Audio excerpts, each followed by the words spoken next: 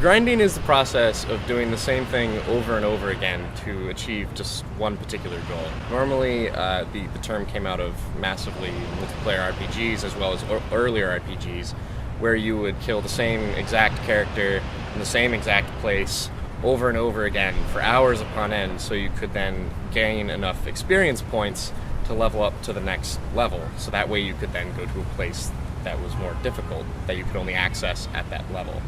So today, we kind of find grinding in a lot more places than just these games. Yes, a lot of people do grind in games like that, but people have also begun to grind in other kinds of games, like popular social games like Farmville, where essentially you just click the same thing over and over again, the same corn bushel, the same cow, the same pig, for hours on end, so you can then get enough points, so then you can buy something else. So grinding is a pretty common phenomenon in that sense these days, and we're becoming more and more familiar with it in our day-to-day lives. I think grinding is spreading beyond gamer culture into things like gamification and other kinds of similar kind of game-like things, but they're not actually games. A good example would be something like Chore Wars, which I've talked about previously, is that you essentially do same repetitive tasks, but they're your own chores to then level up in the game to kind of like achieve your own self-satisfaction. If nothing else, all these games just kind of turn into what we normally do, our labor, they kind of imagine just like from the popular film Office Space, where he has to be filling out his TPS reports all the time. We're always asking about the TPS reports. And that's a really good analogy for what grinding is. You're just kind of doing the exact same repetitive task that doesn't seem to have any kind of greater purpose other than to continue on. And so we kind of grew up in that culture as children, and now I think people are maybe more and more instrumentalized into thinking about these kinds of repetitive tasks in their day-to-day lives.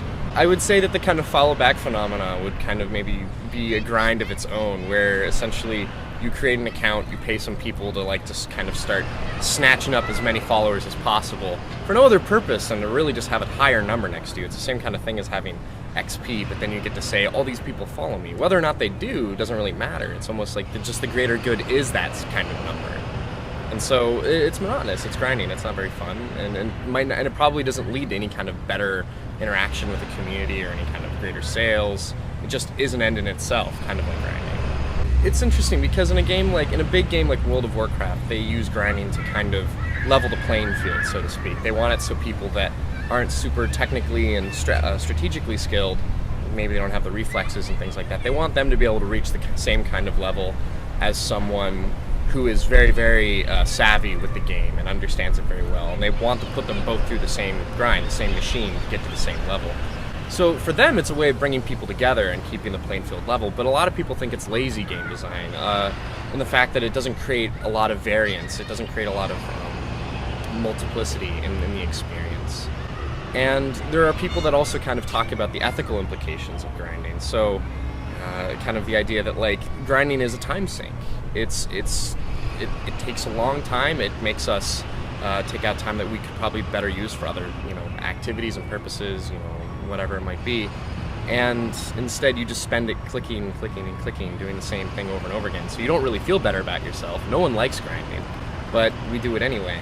And I think that there's an ethical implication to that, in the sense that we need to think about ways to make gaming and other parts of our lives more varied, multitudinous, and more just less of a time sink for us, right? If we shouldn't have to do things only because the timer tells us to, like in Farmville, or like the level, to level up tells us to do in World of Warcraft.